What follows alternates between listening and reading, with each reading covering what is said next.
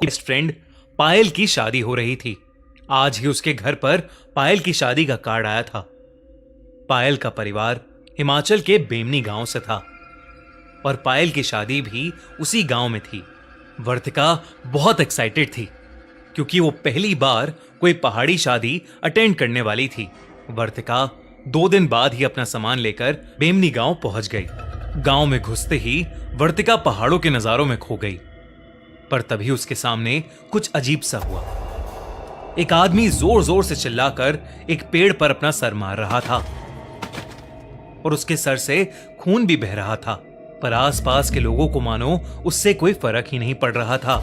वर्तिका को उस आदमी के पास जाने से भी डर लग रहा था, पर उसने हिम्मत करके जैसे ही उस आदमी को रोकने के लिए उसकी तरफ कदम बढ़ाए, 2 लोग उस आदमी के पास पहुंचे और उसे बाजुओं से पकड़कर कहीं दूर ले गए।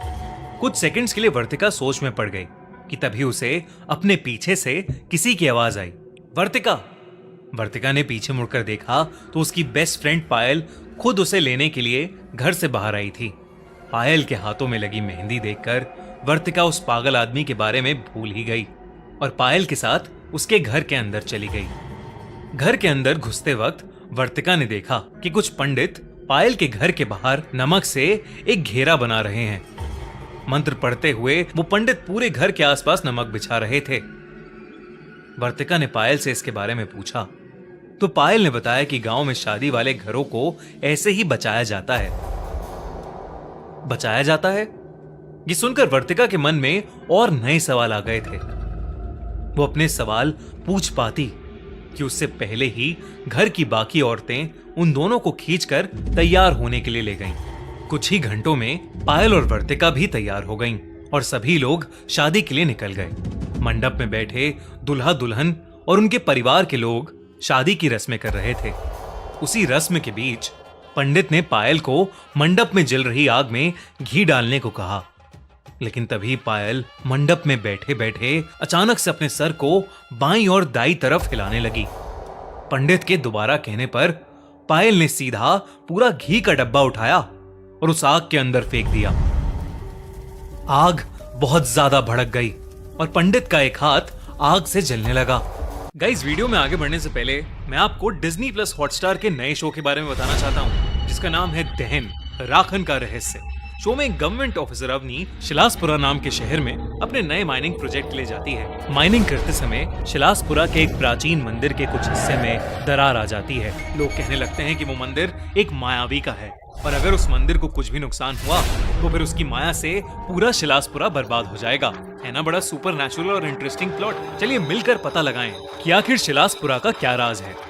चेक आउट हॉटस्टार स्पेशल्स दहन, राखन का रहस्य, now streaming only on Disney Plus Hotstar. Link in the description. वर्तिका मंडप के पास ही बैठी थी और ये देखकर उसकी आंखें फटी की फटी रह गईं। देखते ही देखते पायल के हाथों का रंग काला पड़ने लगा और वो जोर जोर से अपने हाथों से जमीन पीटने लगी। घूंघट के नीचे उसका चेहरा तो नहीं दिख रहा था, पर उसके काले हाथ देखकर वर्तिका की हालत खराब हो गई थी। पर मंडप में बैठे लोग वहां खड़े होकर बस पायल को देख रहे थे। उनमें से कोई भी डरा हुआ नहीं लग रहा था।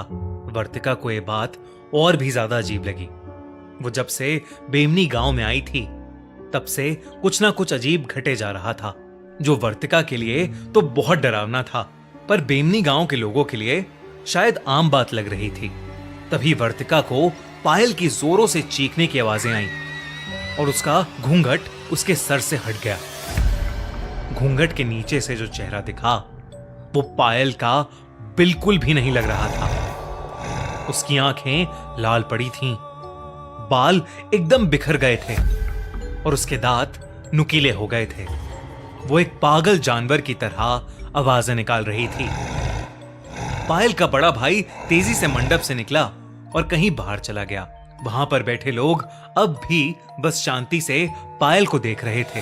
वर्तिका से अपनी दोस्त की हालत देखी नहीं जा रही थी और वो हिम्मत करके उसके पास जाने लगी कि तभी पायल की मम्मी ने वर्तिका को रोक लिया और उससे कहा कि पायल बिल्कुल ठीक हो जाएगी।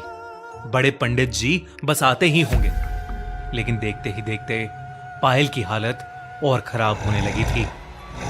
उसने अपने हाथों से अपने ही बालों को खींचना शुरू कर दिया और वो किसी अनजान भाषा में कुछ बड़बड़ाने लगी। वर्तिका की नजरें पायल से नहीं हट रही थीं। पायल का यह रूप देखकर वर्तिका कांप गई थी। उसे यह नहीं समझ आ रहा था कि आखिर कोई भी पायल की मदद क्यों नहीं कर रहा है।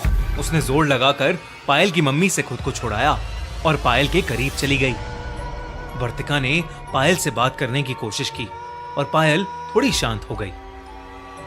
पायल के शांत होते ही वर्तिका जैसे ही उसके करीब गई, पायल ने दोनों हाथों से वर्तिका के गले को पकड़ लिया और जोर से उसका गला दबाने लगी। उसी समय पीछे से किसी के कुछ मंत्र बोलने की आवाजें आईं और किसी ने पायल के ऊपर जल छिड़क दिया और पायल बेहोश हो गई। उसी के साथ वर्तिका भी बेहोश हो गई। जब वर्तिका की आंख खुली तो वो एक बेड पर सो रही थी। वो पायल के घर में थी। वो उठकर पूरे घर में देखने लगी, लेकिन पायल घर में थी ही नहीं। उसने पायल को आवाजें लगाना शुरू किया, पर उसे वो कहीं नहीं दिखी। तभी पायल की मम्मी वहां आ गईं और उन्होंने वर्तिका को कुर्सी पर बिठाकर उसे बताया कि कल रात पायल की शादी हो गई और वो अपने ससुराल जा चुकी है। उन्होंने वर्तिका से कहा कि कल रात जो कुछ भी हुआ था वो बेमनी गांव में होने वाली एक आम घटना थी। उन्होंने बताया कि बेमनी गांव पर कई सैकड़ों साल पुराना एक श्राप है। यहां पर प्रेत आत्माएं लोगों पर काबू पा लेती हैं। वैसे तो मंडप के बाहर भी सुरक्षा कवच बनाया गया था, पर किसी ने उस कवच को मिटा दिया था। इसलिए पायल पर एक बुरी आत्मा हावी हो गई थी।